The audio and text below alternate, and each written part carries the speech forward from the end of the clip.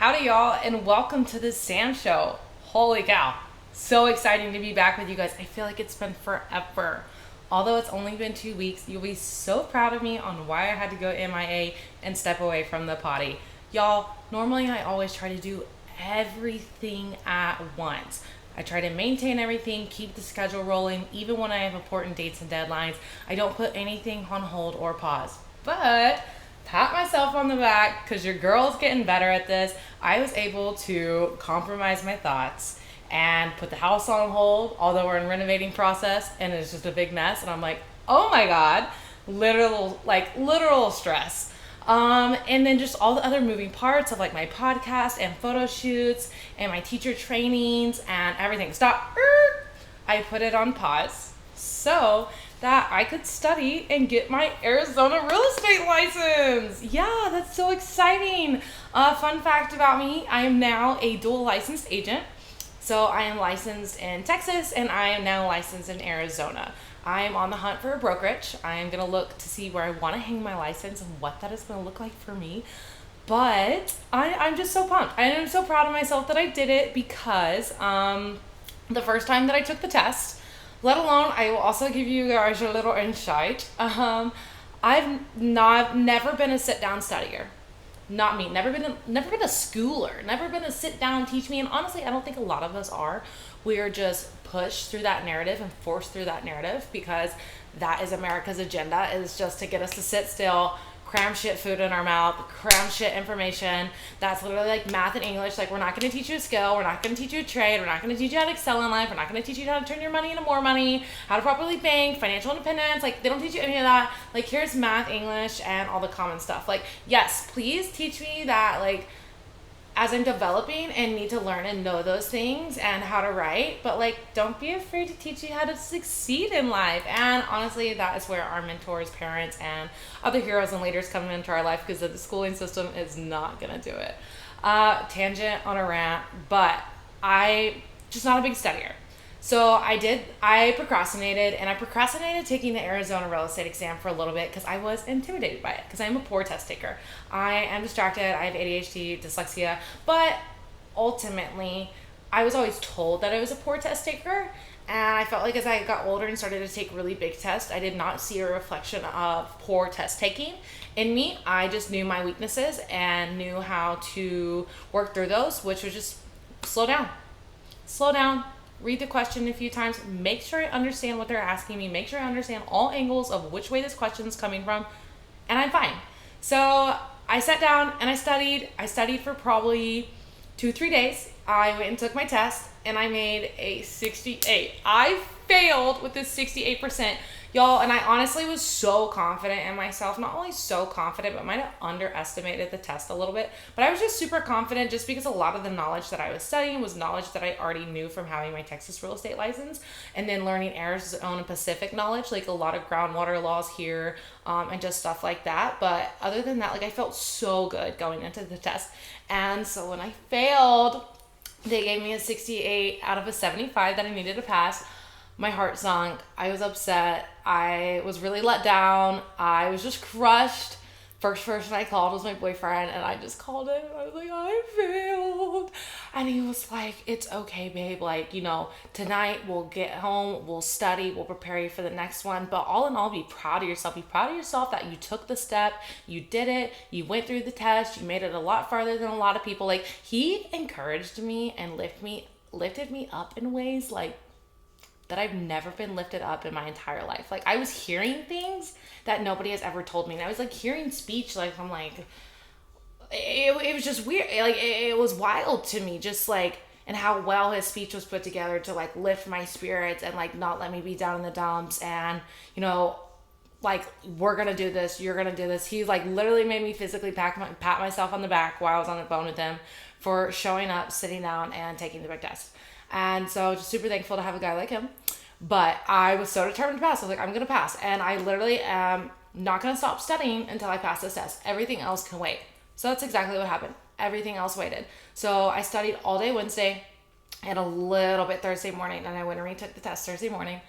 And I freaking passed. I passed. Oh my gosh. And the first place I went was my boyfriend's work. And I run inside with my paper that I have. And I was like, and he's back in the kitchen. He works at a restaurant, and he's back in the kitchen, and I'm like, he goes, did you pass? I'm like, yeah, I passed. And I run in the kitchen. He goes, oh my gosh. He goes, I'm so happy you passed. He's like, I was going to have to go through a whole nother speech of how proud I am of you and how we're going to have to study. I'm like, thanks, babe. So I passed. Yeah, so that's super exciting. So I was very proud of myself for multiple reasons, that I was able just to shut the world out for a second, which I literally never do. And I don't sit still, and I just don't take time for myself and prioritize something that was really important to me. So super cool. If you struggle with that, just know that it is okay. I just have to tell myself, like, it is okay for this place to be a mess. It is okay for me to skip these things. It is okay for me to rain check. It is okay for me to say, hey, look, I can't make it. I have something really important to me right now that I've got to accomplish. And guess what? I accomplished it, and I got it out of the way, and I feel good. And I'm back to talking to you guys. See, I pick right back up where I left off. It's not like it was the end of the world. Although all things besides, it always sometimes feels like the end of the world. But I also kind of wanted to catch you guys up on my life. I know that's how I kind of did the first potty, just introducing you, but I kind of caught you guys up through the entire year. But I want to talk about like the recent moments of my life, like what's really been happening. Like, let's get to know each other, besties. So recently in February, my boyfriend and I went down to Texas, where I'm from. I'm born and raised in Texas. I'm from Tyler, Texas, Yellow Rose City. If you know anything about Tyler, that's where all the rednecks are from. We crack beers, we shoot guns, we play in the mud, we wrestle, we fist fight, we eat crawfish, we just do all the things. Like, literally, when I lived in Texas, like, I hunted a doe off my property. I gutted, cleaned her, and harvested her meat, and that was our meat for the next 6 months, year. It was great, and it was so good, and it was fresh, and it came, and I know it was grass-fed. I saw it every day. But no, seriously, so like, that's where I'm from. So we took a 18-hour drive down to Texas with a trailer because we were headed to get all of my things. We were headed to get all of the last bits of my things and head down to my property that my dad had. So a lot of his things were still left there, and my sister and I just really needed to go through everything and just figure out, what was there, what we wanted to keep of my dad's, what we didn't want, separate everything out, and kind of just do an inventory. Also a little, I don't know what I want to call this. My dad passed away. Yes. So my dad has passed away. So it was super important that my sister and I went down there to meet my sister, and we just went through all of his stuff. And I used to live on the property as well, so I had a lot of my personal items out there. And not only that, but my dad had 6 horses prior to his passing. He had sold all of his horses that had a job.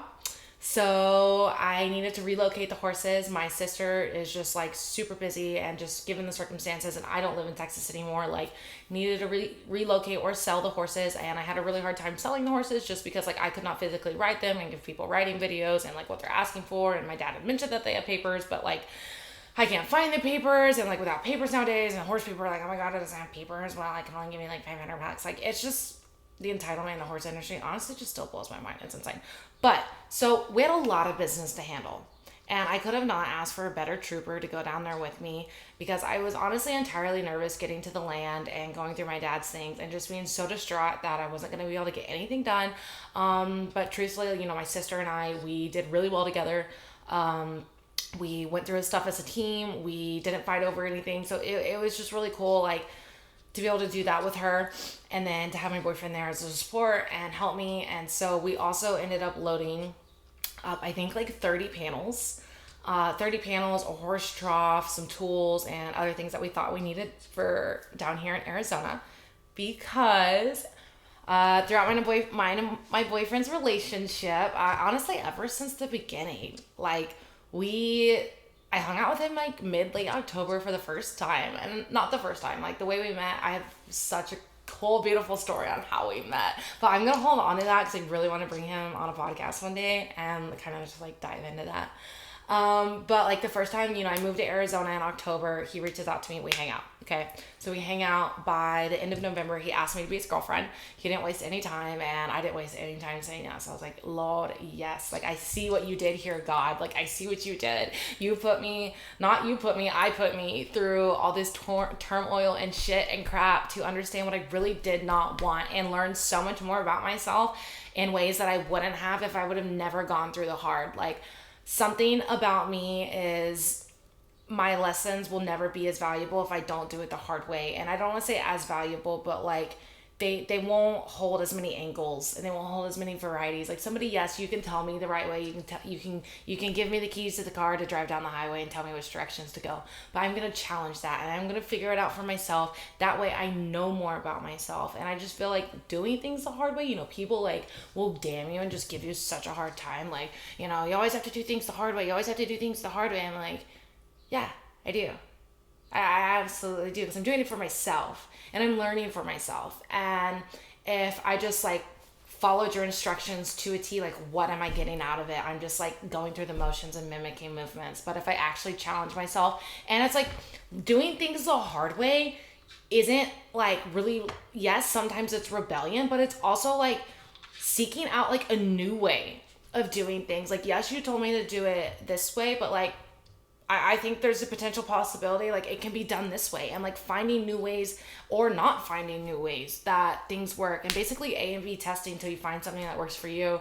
And maybe a skill that you picked up during that process like may have not worked for that project, but it'll work for something else down the road. Like, so cool. So all in all, he asked me to be his girlfriend late November, and during like November, December, he started to renovate his house. And he really just started to include me. He was like, I'd come over, I'd hang out, we'd discuss like, oh, like with the vision, like he'd ask for my opinion, my details, my vision, like, what if we did this? What if we did this? What color do you think we should paint the walls? If you're watching the video, you will see that the walls are green, baby. They're green. I literally love the color green. At first, so not this wall specifically behind me, but the wall to the right of me was the only wall that I wanted to be an accent wall. And we had a little misunderstanding because he was like stuck on this wall behind me. And so the painters came in and they painted, and he was so excited to show me the wall. Yes, like he valued my opinion, literally handed me a paint book, told me to pick out a color. We narrowed it down to a few, and then we decided on a color, and he went with the color that I chose. But like, I was like, okay, this accent wall.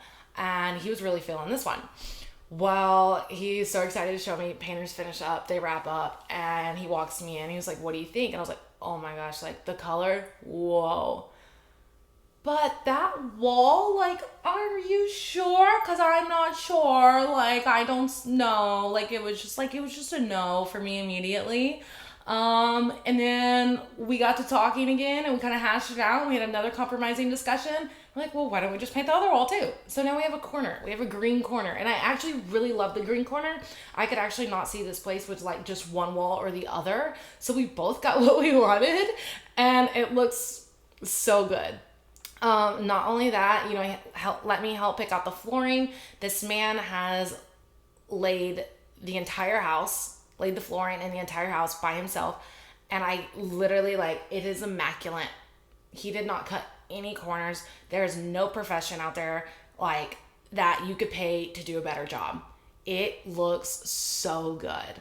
Also, he had a third bedroom in the back that really like closed off the kitchen. There was a hallway. So we ripped it out. We straight up busted that bitty out. And it was so fun. Like in the beginning, like, when you get to destroy stuff in demo, like it's exciting. It is thrilling. So he's like throwing the hammer through it. The hammer like flies through both sheetrock walls. We hear it land in the kitchen. We're like, oh shiz. But like after that point, like I just made like a little remark like, oh, we should run through the wall. And little did I know, like him and I are the same person. And he's like, yeah, dude, we should run through the wall. So he accepts my idea. He's totally on board, and we're gonna make it happen. We get a helmet. We set up a mattress on the other side of the wall so we can like have a soft place to land. We clear everything out. He's like, all right, who wants to go first? I'm like, me, dude. Me. Like, I want to go first. One thing about me, no matter what situation it is, if I'm in a crowd of 5 people, 20 people, 200 people, when somebody asks, does anybody want to go first? Right here. I don't know why. But like in a haunted house, jumping out of an airplane, in a group setting situation, doing something I've never done before, and demonstrating to people like, who wants to go first? Me. I don't know why. I just like, I want to go first. I want to go do this. I want to get it out. Like I don't want to say I want to get it over with and get it out of the way. Like I think I'm just so excited. Like yeah, let's do this. Like I want to go first. Like I can't wait for the rest of you to go. Like I want to go. So yeah, I wanted to go first. So straight up, I have the best video of this. I cannot wait to post it. But like the angles, the way I chopped it up is just mwah. But I just plowed through that wall, baby. I run, jump, completely go through his wall. Like great execution, honestly, if you ask me. Like I couldn't have done it any better. But I knew I was gonna do it great. So it's cool. And then he did it, and then we ended up completely tearing out the rest of the wall. Then we moved around some outlets and stuff because we're gonna do some fun little light fixtures. But just in the process of like renovating his home, the whole living situation like has not been ideal. We had the mattress on the floor at a point, you know, no couch. There's just like no storage, not any place to put anything. But like to me, like that really didn't matter. Like I spent time here and I would stay the night and I would help him and I would work. And he was just so caught off guard, like by my willingness to help. And he's just like, I've never had anybody like willing and want to help me, especially like from a girlfriend's side. I'm like, yeah, dude, like, you know, I love to work with my hands. I find it really rewarding. And like, I want to help you. Like, I want to help you do this thing. And I knew from the very beginning, like this was my man and my partner for the rest of my life. So also knowingly, like, I want to help you, like build your life, my life, our life. And that requires, you know, getting down on my hands and knees and putting in the work. And so it was just really fun for us to go through this reno process together. And we're still going through the reno process. And it's been a process because there's, you know, and also just like, I am so having to learn, like, it is okay. It's okay to have a mess. Wow. It's okay to have a mess. Is it? I don't know. But I'm really trying to understand that it's okay to have a mess. And so, yeah. And he, you know, made a remark to me. He's like, I really just wanted to say thank you for like living with me and hanging around and staying and being a part of like this shithole. He called it a shithole. It's not a shithole, honey. But like just the shit. Just like there's a lot going on. Just the shit that is happening and you being here. And like that's when I just kept realizing over time, like, you know, my devotion was like to him. You know, he had my heart, and like I did not think anything of this because I was with him. I was with him and I was happy where I was spending my time, and you know, he appreciated me, he adored me, he respected me, he made me feel good, and we laughed, and the environment was light and it was safe and it was fun. And so I didn't think about like all the crap everywhere, like why would I? And so it's been a really fun, beautiful process getting to renovate his home. And now for the big kicker that like I haven't announced, but I'm gonna tell you because I feel like you guys get all the tea and the juice and the first. So during the reno process, the first time he made the comment to me, he was like, when I'm done renovating this house, you're gonna move in with me. Like kind of like telling, and then I reminded myself like, you're gonna move in with me, right? But I feel like he was like, you're gonna move in with me. Like you have to move in with me. Like you helped me do all this work, like insisting that I lived with him. And at first I was like, oh no. Like, I don't know if I can go down that road or route again. And not, I don't know if I can. Like, I just, like, was not ready. Really just was not ready to make that move or jump. And so I sat on it for a little bit, and which it worked out. You know, there was still renovation time that needed to be done. And so I sat on it, and then he made a comment again, and I still was like, ooh, like, I don't know. And he was like, dude, no pressure. He was like, whenever you're ready, you have a place. He's like, I will more than happily take you in, but no pressure, whenever you're ready. And then so I thought about it and I talked it over with my friend, and I finally like came to the conclusion, like, you know what, like what's holding me back is past trauma. I am, still holding on to how my last living situation went, and I'm letting it keep me from enjoying a really nurturing, homey, safe living situation. Something that I'm not used to. And by still allowing this trauma to have control in my life, I am cheating myself out of something beautiful.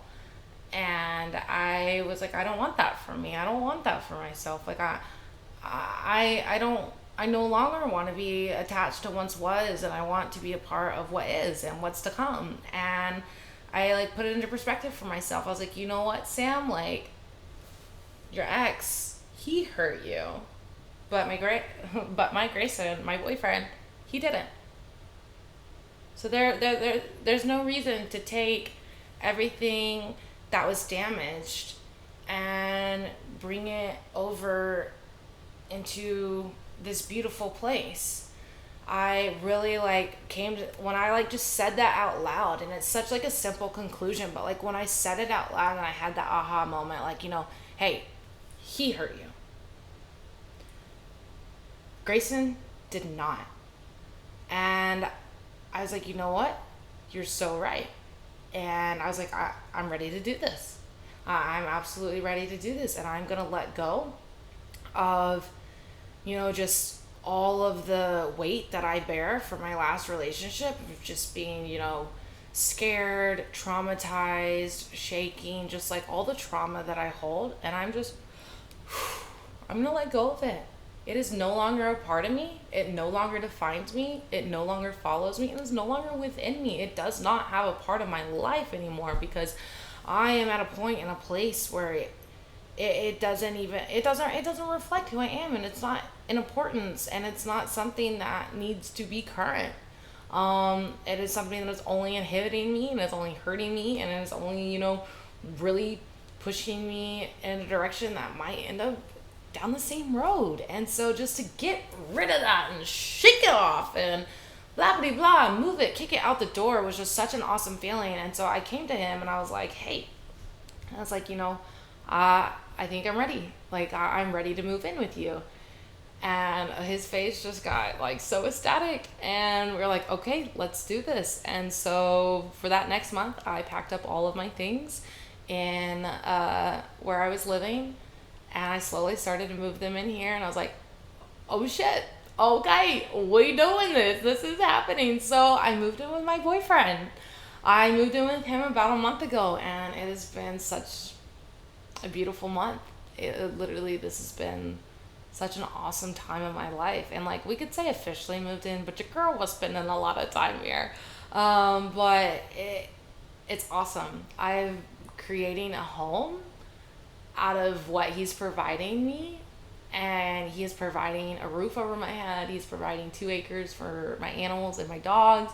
He is providing me a safe place to call home. And I am just, at first, like, he was not totally keen on giving me the interior freedom, but he's kind of noticed if he leaves me home long enough, stuff just gets hung up, rearranged, organized, decorated, and that I don't totally have bad taste, and he actually loves what I do. So I've had super fun just like making this place functional to work for both of us, and accommodate us throughout our everyday lives, and have us a nice, relaxing, safe place to enjoy each other's company and presence. And it's been so fun, it's been so rewarding, it's been so peaceful, and I'm just like so full of gratitude, and I'm so thankful just to have a man in my life who like adores me and loves me in that way, and like willingly like wants to provide for me and provides for me without holding leverage over my head, and does it out of the kindness of his heart because he wants a better life for me and for us. And it's just so wild,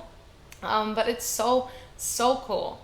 And so to follow up with that, y'all, not only that, but I was mentioning my dad's horses and how either need to sell or relocate, and I was able to relocate all of them, but I decided to keep one. My dad had sold all of his horses that were finished with the job right before he had passed away. And all he really had left was Greenbroke, not finished with the job, could do some tricks, something left. And he had this one horse that he adored named Joystick, who he ponied horses on, dragged trees behind, rode up and down the wash every day, pushed cattle. He did back him up into the box a few times. He was a fun little guy, fun little horse. And my dad just loved him. He was super good minded and he wanted to work for him and he had a big heart. And when my dad had passed away, he gave me a list out of the horses he had that he wanted to see us keep, my sister and I. And at first I was like, I can't afford to keep any. I don't know where I'm going to put them. I don't know how the hell I'm going to afford to keep them, pay for them, because I've been unemployed up until like a month ago. I haven't had any income. And so I also, my dad was the one that provided the Western lifestyle for me and the cowboy lifestyle. And so I never knew when I was going to get back to my roots and be able to have that a part of my life again, because that was such a big part of my life that I loved, but it wasn't like my entire life like it was for my dad. That was my dad's entire life, every day, in and out. And so when I posted my dad's horses for sale in January, I realized, why it took me so long to do that. I was really emotional. But when I posted his horses for sale in January, Grayson immediately spoke up, called me. It was like, baby, bring them here. Let's do it. Let's have your horses out here in Arizona. I'm like, what are you talking about? He goes, I'll build you a pen. I'll build you stalls. I'll build you an arena. Whatever you want. Let's do it. Don't sell them. Don't get rid of them. And I was like, is this man being serious right now? What? And I was like, okay, I was like, I'll think about it. I'm still going to try and sell them first. And so I was able to relocate the majority of them, and I still was on the fence about keeping Joystick, my dad's favorite using horse, and Grayson and I just continued to have discussions about it, and I saw how on board he was about it, and how partner team. And I was like, you know what? This man is providing a space for me to do this. And, although it is scary and it is nerve-wracking because I've never done anything like that without, my dad's presence. And so I'll be fully on my own. So it's not like I won't be learning from ground zero, but there will be a lot of learning curves for me. And I just couldn't help but be like, you know what? Yeah, it's scary, dude. But yes. And gosh, thank you so much. And so I think a week ago, we just brought Joystick out to the property, and it's so cool. He's sitting out in the back there, and he's just all set up, and he's in the round pen, and my dad's horse is out in the back. That's so cool. And I'm also a girl who has 1,000 alarms set, and I did not think to turn that one off. But so my dad's horse, Joystick, is out in the back, and how grateful am I for Grayson to open up his property, just allow me to heal, not only with the horse, but my dad's horse. And as I process the grief of losing my dad day in, day out. And that is something that has been really weighing on me a lot. I knowing that I'm carrying a lot of heaviness and sadness as, just day in, day out life. In the beginning, I was still just moving so fast through things. I was playing catch up. I was getting things organized. I was trying to find work. I was getting my skydiving license. I was just new place. I had so many things going on. So I would have trains and waves of just being hit in the heart and really feeling the loss of my dad. But now as I've settled into a routine, I've settled into a daily life, I just feel the presence of him not being here every single day. And I just can't help but think all the time, as I am going through this life and building a life for myself, that he would be so proud to see, and I want to share with him so bad. I just constantly feel feel his presence, and so I'm super excited to have that horse out in the back, his horse, to just walk with me through this process of grieving. Okay, so enough about that. Funny story time though. I got to go visit my friends at the Salt River Ranch out past Apache Junction not too long ago, and we were out there, and I love them so much. They're great hosts, great people. I literally cannot name more generous people that are also full of humility and just so kind. So I go out there to visit them. They live in the only privately deeded land in the Superstition Mountains. It's stunning, y'all. It's so breathtaking. It's literally $1 million views all the way around you. There's nothing that can compare. It is such a blessing to know them, and I feel so lucky. But I went to go visit, and of course, Mav, he was like rolled up on his horse after spending like a 12-hour day out there in the mountains, carving a path and trail to get to the Revis Ranch, which they're just doing for people to enjoy Arizona history. Gets back up on his horse, goes, "Hey, you want to ride?" I was like, "Yes, I want to ride. I want to ride. I want to ride." Like, yes, I want to ride. So that was so cool. So I got to put around and ride through the desert for a little bit, and that was so fun. And then we enjoyed a meal. And then, but they recently opened up the 88 to the public, the entrance through Tortilla Flats. And so that road is just so busy. It's so annoyingly busy just because like it used to be closed, and they're not used to be like literally closed like right at their gate. So like there was really no traffic coming through there. Now the amount of traffic through there is just like I've considered so many times just closing the damn gate and literally putting the barricades back in front of me. I don't know what happened. Because people don't read the signs, like you need a 4-wheel drive to access these roads. I literally see Mini Coopers, Toyota Sinatras, and just shit boxes that look like they couldn't make it down a flat paved road. So it's super impressive to me that half these people are ballsy enough. Honestly, if it's a Honda, I give you kudos, because we all know Hondas they'll make it. But other than that, like, what are you doing? And I just think I just come from a little bit of place to like get out of here, because there's no respect. There is no respect from anybody who is just hauling ass up and down these roads. It's like, dude, like this is a dangerous road and you're putting other people in danger by acting reckless and silly, and then just trash. People throw out trash, and it's just, but there was so much traffic that day, and Mei Mei and I are like, should we go down to the marina and be nosy and like see what all this like traffic is about? And so after Mav and I shot guns, we went down to the marina. We rode down to the marina. We're hanging out at the marina. We're at the bar. We're sipping, and Mei Mei and I are just talking. We're chatting it up, and then 2 other guys sit down at the left side of the bar, and Mav starts talking to them, showing them the ranch, letting them know what we're up to and what we're doing. They're developing it into a guest ranch, which is so cool. I cannot wait to talk to you guys about that. Like, it's literally going to be awesome.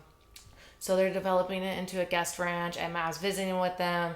And then there's conversations about motorcycles, and I believe one of us said something about motorcycles, and then we started talking. So like one of the gentlemen that sat down, like he said something about motorcycles, and I was like, yeah, like, I ride motorcycles X, Y, and Z. And he was like, have you checked out the Arizona Motocross Racing League or something like that? And I was like, no, I haven't. Like, he's like, well, you should totally get into it. We're talking about dirt bikes. And I was like, yeah, I ride a Harley, blah, blah, blah. He goes, well, actually, I've got a KTM, dual sport bike out front. That's what we rode down here today, X, Y, and Z. I was like, oh, like, that's so cool. Like, how fun. Like, I see people on those all the time, just talking it up about bikes. And we go to leave, and they go to leave with us. And he goes, here, do you want to take it for a spin? And I'm like, yeah, like, sure, I'd love to. And so I overhear like Mei Mei and Mav talking to the 2 guys about like, oh, you need to come check out the ranch. So you should come check out the ranch. And so this guy puts me on his KTM, y'all. And like, I'm on the KTM, and like, I can't touch the ground. Literally can't touch the ground. Like, and I was like, all right, like, you're going to have to put it in gear for me. So he's holding the bike up for me. He puts it in gear for me. And I take off. And I am under the assumption, like, Maverick and Mei Mei, when I say they are just like such big hosts, I just assumed, and what I overheard, that like we were all going to the ranch. They were going to hop in the buggy. Like the other dude was going to get on his dual sport. The guy's bike I had, he was going to hop in the buggy with Mav and Mei Mei. And we were all going to meet at the ranch. So I take off down the trail, and like as I'm leaving, I go, see y'all at the ranch. And I take off, and I am having fun. I am loving it. I am going down this trail in this dual sport KTM that's not even mine, that this guy let me borrow. I'm like, yeah, like having a great time. Well, then I like notice like nobody's behind me. So I'm like, okay, like Mav and Mei Mei should be like literally right behind me. And then I make it to the end of the trail, and I'm like, okay, like literally nobody's behind me. So I go to turn around. And given where I went to turn around at, immediately steepness of the road that falls into a ditch, where they want to have the water run off so it doesn't wash out the road. And I'm going to turn around, and here comes a car, and I go to stop, and I'm like, oh, no.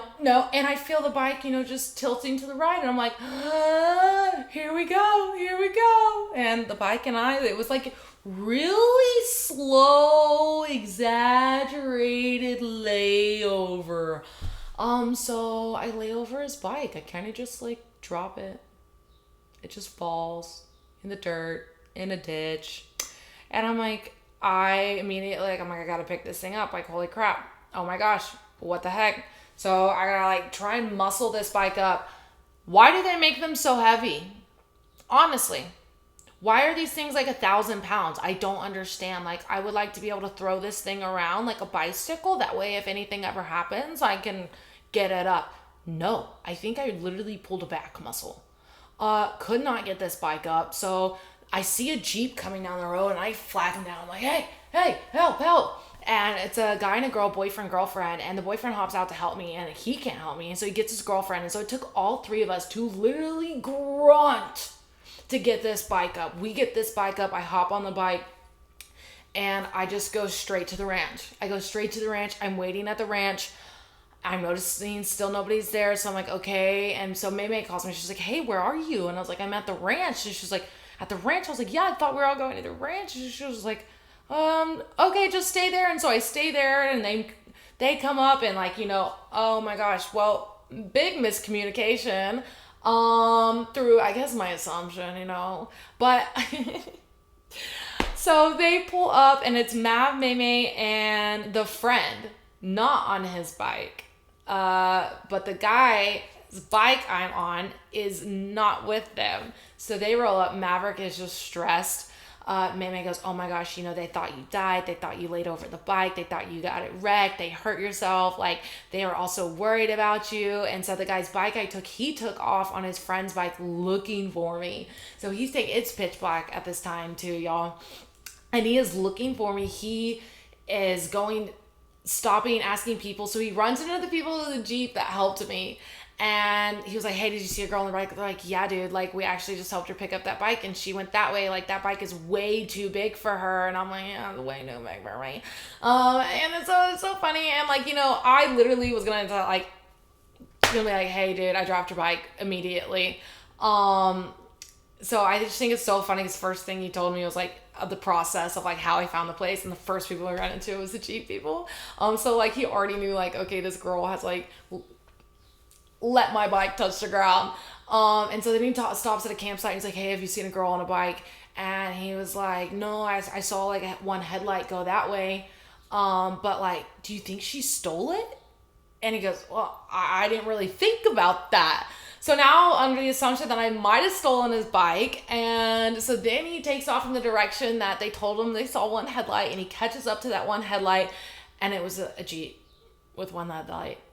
So then he turns around, and he's coming back, and we see him all the way from up at the ranch, and Maverick gets a spotlight out and starts spotlighting, and he spotlights him. And thankfully, this guy is full of common sense, sees the spotlight, notices the ranch, makes the U-turn, and comes down the pavement, and Maverick guides him all the way up to the house, and just there's his bike perfectly sitting with the kickstand out right in front of their house. We're all like, hey! And he was like, oh my gosh. And he told me the process of I ran into the Jeep people and everything. I was like, yeah, I didn't see you guys behind me, so I went to make the stop, and then the weight distribution, I just could not hold it up, and then it just fell over on me. And he was like, were you scared, when you dropped the bike? How did you feel? And I was like, no, not really, because I know shit happens, and I know that I couldn't physically touch the ground, and you let me on your bike, dude. So no, not scared. And I'm somebody who always owns up to everything.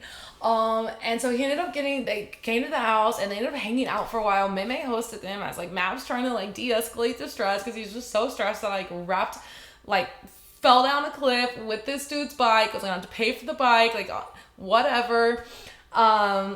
And so they ended up hanging out for 2 hours, and it worked out so good because this dude has he is in the natural wood mesquite business of turning them into tables, and that's exactly what May and Mav want for the ranch is Arizona preservation and to represent Arizona through their guest ranch. And so then there was a little connection there. And then we just literally laughed all night. He was like, Sam, I just don't know what to say. Like, I don't know what to say about you. I don't know what to say to you. This night just turned into a great story to go home and tell people, and so funny. So I just like LOL out loud that I basically stole this man's bike, but like obviously I'm not a good thief because he got it, he took off on it, and he went home. So it did not remain in my possession. Then recently too, y'all. So like after that, I guess I was just having like a little accident spree. Hold on, that was aggressive.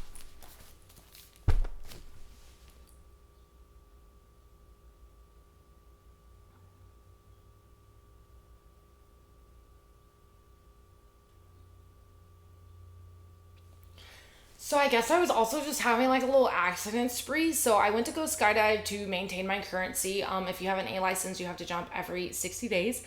And I also, put skydiving on the back burner because I was unemployed. I didn't have any money coming in, and I really needed to prioritize and focus other things.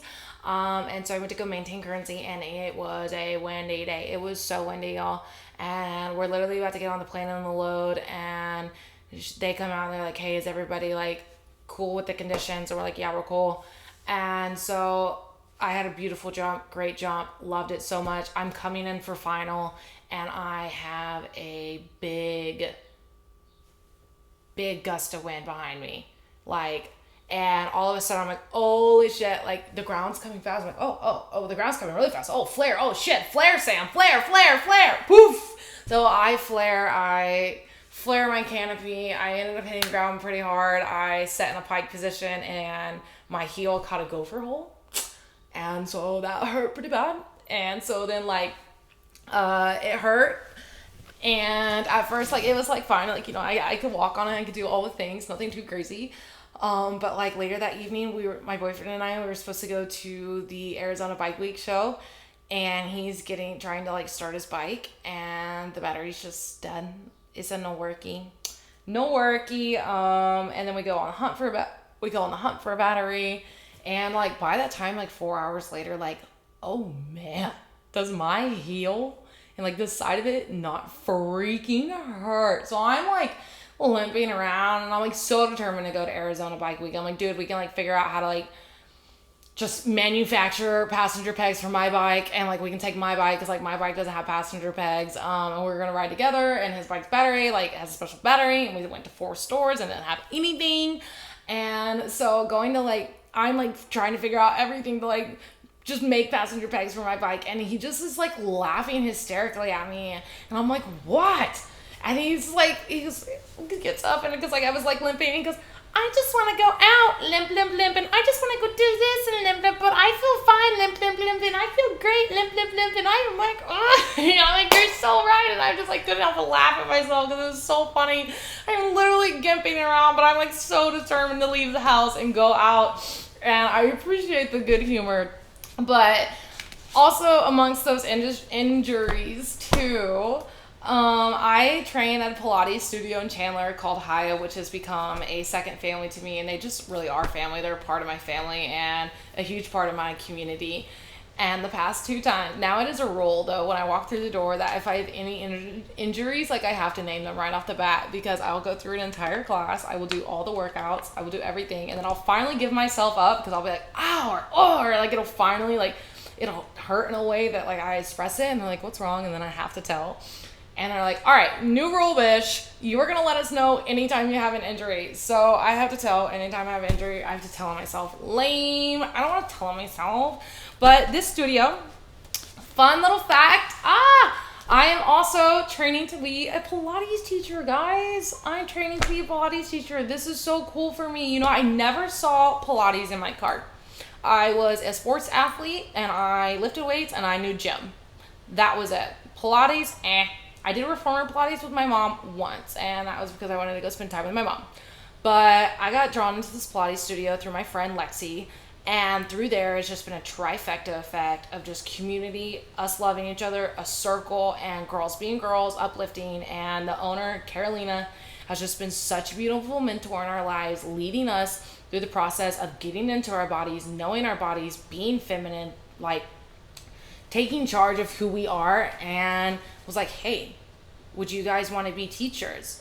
And Lexi and I were like, yeah, like actually, like we would. And so we've been going through day in, day and out training process of becoming Pilates teachers, and we're nearing the end, and I'm going to teach my first class soon, and I'm just like so nervous, but I'm so excited. I'm so excited to do what I love, and that is also like get people into their body, have them be self-aware of like who they are and love themselves and be in their feminine and know who they are, and like just to guide people through a practice of like breathing and working on their body and loving themselves and taking care of themselves is going to be awesome. Like literally cannot wait. So let's also talk about like branding and working with brands. I am interested in giving you guys some tidbits too on like what I've been up to in my business wise versus just like the spiel and touch up of everything else. But business-wise, something that I'm practicing since I did completely start over and abandoned an account of 90,000 followers and started over from ground zero. I have now built an account up to 5,200 followers in 6 months. So I think that's a pretty good milestone. I'm very proud of that. I got really serious with it about 2 months ago, and really like started to put in the effort for organic growth. But also like, a lot of my following comes from Texas, and I no longer live in Texas. Like I'm an Arizona resident now. And so I really want to push the narrative that like, hey, like I'm an Arizona local. I want to be a part of the community. I want to work with local brands. I want to like go to community events. I want like Arizona brands to reach out to me who are local and know that I'm in the area and that like we can work together. And so what I've been doing here lately is a trade for services, because I also picked back up my camera again, and wow. Did I not miss having a camera in my hand? Holy crap. It has felt so good to have a camera in my hand again and get creative and get behind the lens and just shoot for what I want to shoot for and try weird new things. And so I recently reached out. I wanted to partner with a detailing company, just because I'm always on the go, and a detailing company, is something that I could benefit from, is having my truck detailed. And then I could also, trade for services with the local company. Like, let me get you, professional images for your social medias, your websites, your campaigns, your ads, and then also do videos and get you some reels and professional video alongside, like I will post and share on my page. And so I did that recently, a trades for services with a detail company, and it was with a young kid. He's 18 years old. He's still in school. When he gets out of school, he's going out, he's detailing vehicles. He's constantly posting on Instagram. Like, I could not think of a better person to have partnered with, because absolutely supporting a young entrepreneur like that, like that's 110% what I want to do, because that's exactly like what I was. And just to see like that there's still youth out there, like understanding the grind, understanding like just having the desire, really, like not the grind, but like having the desire and the want and the drive. Like I honestly prefer the word drive instead of grind, because like, grind, like, it's more of like, I feel like grind is like, it's a force thing, but when you have that drive and you have that want and you have that will, it stems from like passion, and you have that determination, and it's for a better purpose.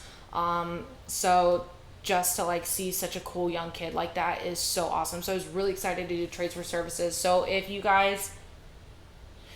y'all are a smaller account or a large account, or you're just really moved to a new place and you're like, hey, how do I get my brand out there? How do I get my name out there? How do I let people know that I'm in the area?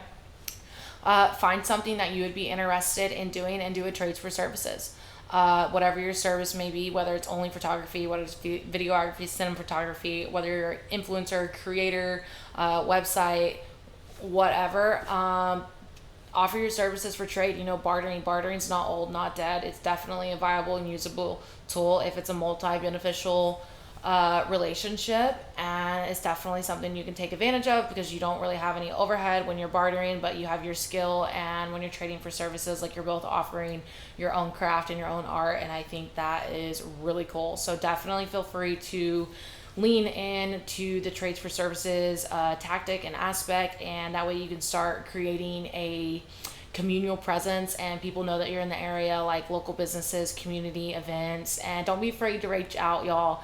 Literally pitch yourself 3, 5, 10 times a day to 3, 5, 10 companies. that you would want to work with, and the chances are you'll get 1 to 2 by the end of the week, and that is awesome. And the other ones that you don't get, hey, they know your name, they know who you are, but you are building and bridging that relationship. So you're putting your face in your name and making that raw, real, authentic connection with another company, local, and the community, like letting them know, like, hey, I'm interested in being a part of this. And they may not be able to work with you now, but in the future they're 100% going to have you first on your mind versus going to search for other people, because it's a lot easier to go, oh, aha, I remember X, Y, and Z reached out versus like, who am I going to work for? I really gotta search for this guy. So yeah, don't be afraid to put yourself out there. I know, pitching yourself for your own brand and branding yourself as your brand. Whoa. I was like a burp. Y'all, it is so dry here. I literally woke up this morning and I was like, dude, is it like drier in the summertime? Because I'm not doing well. And he was like, yeah, less rain, more sun. I'm like, okay, yeah, not doing well. So I'm not doing well, voice nasal wise, but it can be really intimidating to brand yourself personally, but don't be afraid. Literally, don't be afraid. Anybody who judges you is because they're afraid to do it themselves. If you are doing it, then that is all that matters. And if you do it more than once and you continue to do it, it'll become habit, it'll become second nature, and you won't even think about it. You'll have your pitch so dialed in that it'll just feel natural, it'll be professional, it'll perform well, and then you have your business, you have your brand. Like, don't be afraid to sell your services and sell yourself and what you're capable of and sell your art, because it is unique to you. Nobody will ever be like you, but realize like you are not also for everybody, and like that is okay. Like, we do not have to be accepted and digested by everybody, because if we were accepted and digested by everybody, like we would not hold our own power. We would just be washed out, overused. There'd be nothing special. And when you have hellacious quantity, you can't charge as much. You know what I mean?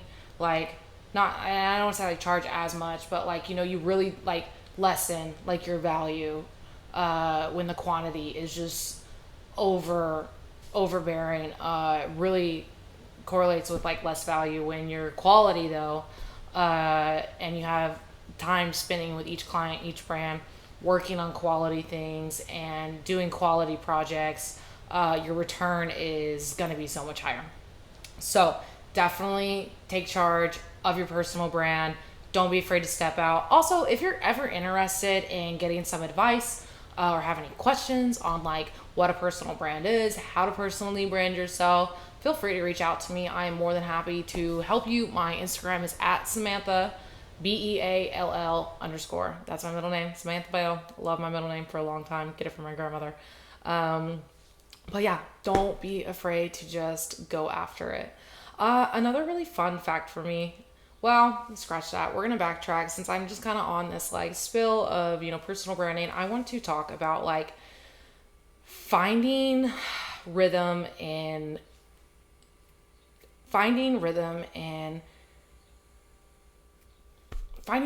believing that I am an artist. Like speaking about myself as I am an artist. Like, I have never spoke about myself and I am the artist. I am an artist. I create art form. It has just been, oh, I'm a photographer. Oh, I'm a content creator. Oh, I do these things. Like, cool. I really always like lessened their value. Like, I did not consider like what I was really doing. And then my friend brought it to my attention, Lexi, like, hey, you and I have been paid artists for like the past few years. I'm like, oh shit. I'm like, I've been a paid artist for a while now. Like, that's actually so cool. Like, I've never considered myself as an artist. Like, I always associated being an artist like with a paintbrush or a sculpture or clay or fashion designing or something along those lines. Like, I never associated it with my line of work for whatever reason. Like, it 100% is a part of my line of work. Like, I'm absolutely an artist. And now that I've started referring to myself as an artist, like, I'm finding things starting to flow my way, and I'm attracting energy from people who are interested in my art and working with me and my style and my vibe and what I have to produce and showcase. And also, not only that, my friend Lexi, when I launched my first podcast episode and I checked it the next 24 hours, I was like, dude, I was like, I've had 34 listeners listen to this podcast. Like, that's kind of crazy. Like, I was so excited. I was like, whoa, 34 people listen to my podcast. Like, what? Nuts. And she was like, yeah, imagine 34 people in this room right now. I was like, shut up. No way. I'm like, that's crazy. Put it into perspective like that, and you'll really like, whoa. And so even though 34 does not seem like a big number, like I was proud of it. And if you have a small number in return for something that you've done, be proud of it. And if you just need a way to like put it into perspective for yourself, imagine that number of people in a room with you. Nuts. Crazy. I was like, wow, 34 people standing in a room. Like that would fill up a room. Like that's a lot of space. And so just really, diving into my artist ways and me as an artist and trying new things and doing things that may not work and trial and error and A/B testing and getting weird angles in photography and styling things differently and just kind of being a little weirdo with it. Like that is my art, and I find new ways and discover new ways by like trying. Like don't be afraid to step outside of the box and try. Like I cannot express it to you enough by like breaking the status quo and just breaking outside of that box, because that box was built by people with no vision. Let your vision guide you in the most strange ways and craft whatever the heck you want from your fingertips, through your heart, out through your bones, out through your mouth, through your breath, through your fingertips, whatever it may be, and cast it into the world, because it is absolutely beautiful and it will be perceived in ways that you would have never thought before. And when it is perceived and received, you will feel the connection and really just the influctuation, like the circle, and it'll come back to you and it'll drive you and it'll just, it'll keep going, the breath, and then you'll breathe it back in and you'll release it again. And it's just such a powerful feeling. Like you are an artist. You have the power. So do not be afraid to pick up your paintbrush in whatever form or fashion that may be. Not a physical paintbrush, but just paint. Close your eyes and do it by feeling, and just get after it and let whatever it is you want to flow through you freely, because you are free, and we are full of freedom, and we have the right and the want and the opportunity to be expressible. So express yourself outside of the status quo and the norm and the box, and have that vision to be wild and be crazy and be weird. Like break it up, shake it up. Like we are so stuck in the same, like I hate trending stuff, like don't, honestly, because it's just rinse and repeat, and it's copy. Cool, it's trending. Yeah, boring. No, like break it up, break the status quo, shake it. Like pair something that does not make sense, honestly, and just go for it. Wear it. Like I do that half the time. Like I have outfits where I'm like, okay, I don't love this, but I don't hate it enough, but it's the confidence that wears the outfit, so I'm gonna freaking wear it. And it's weird, and I step outside and I go out into public, and everybody's just so captivated by what I'm wearing, and they're so drawn to me, and they're just staring, and they're gawking, and they're looking. It's because it's strange. I stand out 100%. And something that Dolly Parton had said, like, I remember her saying something about when it came to expression through fashion, clothes, hair, makeup, whatever it may be, like that is your first impression, and that is the best way to get anybody's attention. Like when you walk into a room, if you automatically have that aura, have that, fresh spice, have just the funkiness going on, like people are automatically like, who is that? They want to know who you are. They're going to be drawn to you, and that opens up the doors for you, and that opens up conversations, and you don't even have that. And half the time you don't even have to speak. People will remember you because they will ask other people, who is that? I want to know who that is. I want to be next to that person, because they're interested, and you got to remain interesting. And when you remain interesting, just the opportunities are endless. They're absolutely endless. And you can remain interesting by trying new things and being wrong. It is literally so okay to be wrong. Like you only find out by being wrong and by doing. So do versus then don't, and always being right. Be wrong. Be weird. Be a visionary. Step outside of your box. Brand yourself. Be too much. Be whatever they want to say, conceited, because you're branding yourself. Like who gives a shit? At least I am doing it. At least I am stepping up to the plate. At least I am shaking it up. At least I'm doing the damn thing. So do the damn thing for me. And if you have any questions on like what I mean, like, and want me to dive deeper into this, like, please drop something on my Instagram or drop a comment on Spotify. Like, I'd be so happy to get into what it means to really finding your artist way and like stepping into your body and your spirituality, and discovering like new parts of yourself, and just captivating like who you are and standing on who you are. Because for the longest time I did not stand on who I was, because I was such a shapeshifter, I was such a chameleon.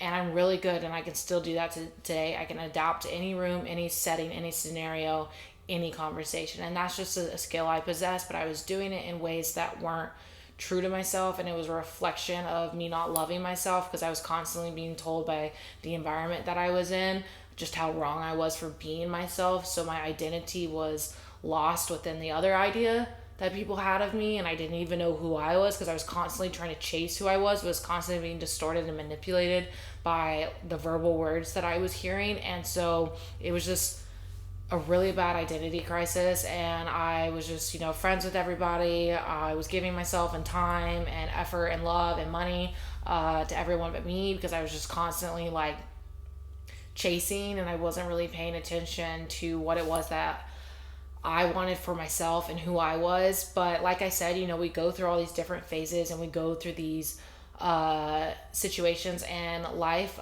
for a reason. I personally believe like those years of my life had every purpose and right to be a part of my life, because I would not be in the situation I am today without that. And I would not have been prepared to receive somebody like my boyfriend. I would not be able to sit back in front of this camera again and talk to you guys with confidence and knowing who I am, and not giving a damn shit about what anybody has to say, because I literally do not care. We get one life on this earth, and everybody across this screen is going to die nearly around the same time that I am. And if I get to leave anything behind, I want it to be my voice and my legacy and my thoughts and my passion and my writings and my art. And I'm going to do that fearlessly, and I'm going to continue doing that boldly, because I also just have the grace and kindness of the Lord, whether you believe in God or not. Like, really just taking your power back and knowing at the end of the day, like, you are a reflection of what you attract and what you believe in, and also what attracts to you is a reflection of who you are. So if you're constantly just finding yourself in the shit, well, you're probably shit. So like, honestly, like, make the change to change it. Like, I'm getting super real and serious with y'all. Like, the tone of my voice is super mono, and like, it has not changed, but it's because like, I mean it. Like, we're so lost in trying to please everybody, and it's super common just to get caught up in the turmoil of doing too many things, not paying attention to who we are, having so many different groups of friends, wanting to be liked by everybody, not being able to find our purpose. And it's not something that's going to happen overnight. Like, honestly, guys, it took me like 5 years of that to really, not really redefine my purpose and really redefine who I am in this next stage of my life. Like, I'm completely entering a new chapter. Like, I 110% believe like I have already lived another life, and I lived that life, and I did my best in that life, and I'm going to take with me what I learned in that life, and I'm going to bring it into this new life with me. And that will probably happen again when I'm 50, and then it'll happen again, and then I'll kapoof, but just being really strong-minded and aware of like what it is I want for myself, and boundaries. Like, I've never set boundaries before, but I finally have taken charge of like my peace, my boundaries, my environment, and putting myself first. And that alone has changed my life. Whether God was going to bring me such an amazing man or not, I was still going to be able to sit here and love myself and do the things that I want and take charge of my life, because I was making the changes within myself day in, day out, sitting in the uncomfortable, calling myself out in ways that I would have never done before, because I always held myself to a high standard, but I blindsided myself, and I was really just shoving a lot of shit under the rug, and I was making excuses for people, which turned into me making excuses for myself. And so I just sat and I called myself out in ways that were really uncomfortable for me. But I got through it, and I was like, okay, like, hey, like, it's okay that you did this. Like, I did not shame myself. I did not damn myself. I did not condemn myself. I did not, just continue to beat myself up and judge myself. Like, I hashed it out with myself. I talked it out. I said, hey, what are we going to do? How are we going to fix this now that we're going to make the changes? And I moved on, and I let that go. And now I am on the other side of those changes, and I don't even relate to the judgment.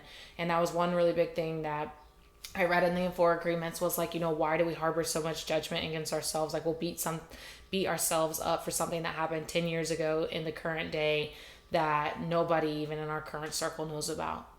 And why is that? And that's because we are taught to constantly just be wrong and not be right, and to have something wrong with us and be told to do things a certain way. Forget everything that everybody has told you. Like, do what you want ultimately. Like, it's your will, your way, your why, your freedom.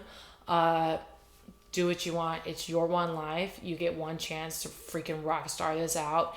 And so own it. Air guitar it, sing it, stomp it, smash your guitar, do whatever you want, have your own performance. This is your stage. Nobody can tell you what to do.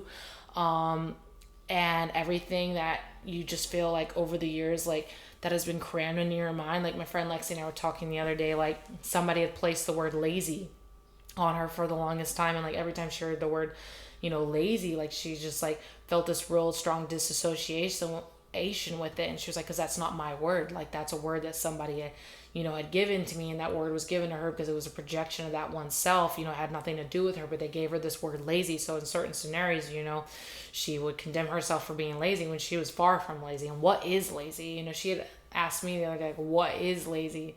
And I could answer the question. If I couldn't answer the question, like, I had my idea of lazy. And she was like, went through this process of like, having this word lazy constantly attached to me. And I realized, like, why it never felt right. She was like, because it wasn't, like, it's not my word. Like, that I didn't choose that for myself. Like, somebody chose that for me and put that on me. But like, that was their choice for themselves. Like, that was the choice for them, not for me. And so just like anything that, like, prior to your current existence, where you're at right now, like, sitting in your car, if anybody has ever called you anything other than kind, generous, uplifting words that truly represent like who you are, like, free yourself of those. Absolutely free yourself. You no longer have to be condemned to what people have pushed onto you for their narrative of a reflection of themselves. You don't deserve that, and you are not that, and you only deserve to be told kind things. And replace that word with something kind, and tell yourself, no, I am active instead of lazy. I am active, I am moving, I am hardworking, I am driven. Tell yourself those things. And even if you don't believe them yourself, eventually, if you continue to repeat them to yourself, it'll become second nature. And what you put out into the word by mouth and by breath and by energy and frequencies becomes a reality, and it will surround you, and it will become real to you, and it'll continue to have that cycle. But if you continue to say, dang, I'm lazy because so-and-so said I am lazy, you will be lazy. It is 100% what you believe. Your entire narrative of your life, even when it's down to religion, when it comes down to like religion, like, what you believe is what will guide you and what will surround you and what will be a part of your life. I choose to believe in God, so God is going to be a part of my life. Some people choose to believe in Satan, so Satan's going to be a part of their life. Some people choose to believe in many gods, and so they're going to have many gods a part of their life. Some people choose to believe that they will never go anywhere because their school teacher told them that if they did not get good grades, or that they're stupid or not smart. And so guess what? They have believed that for so long that they're probably working a McDonald's fast food 9-to-5 job, not going anywhere. You have got to shove that shit that people say right back in their face. Like, and I'm not saying like shove it in their face with words and like come back at them and give them what they're saying to you, but just like reject, just wall. In one ear, out the other. Don't even digest it. Don't even receive it. It's not for you. It's not meant for you. It's literally a projection of oneself that is not you. So there's no reason for you to harbor that weight of something that does not define you.